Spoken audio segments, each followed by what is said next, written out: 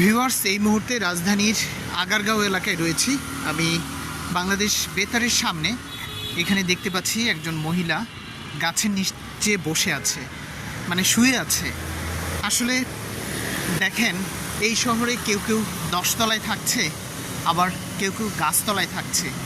মানুষের জীবন কতটা কষ্টের, যাদের মানে থাকার জায়গা নেই বা এই শহরে থাকার মতো যেই কস্টিংটা, সেই এফোর্ট তার নেই। তো এই মানুষগুলোর জন্য আসলে মানে অনেক কষ্ট হয় যে আমরা কোথায় আছি বা আমাদের করণীয় কী। অনেকেই অনেক টাকা কত জায়গায় খরচ করি, এই অসহায় মানুষদের জন্য যদি একটু এগিয়ে আসা যেত তাহলে আসলে সমস্যা পরিবর্তন হয়ে যেত। দেখেন, এই যে কিছু কাপড়ে মুড়িয়ে দেখেন শুয়ে আছে, ঝড় বৃষ্টি হলে এরা কোথায় যাবে?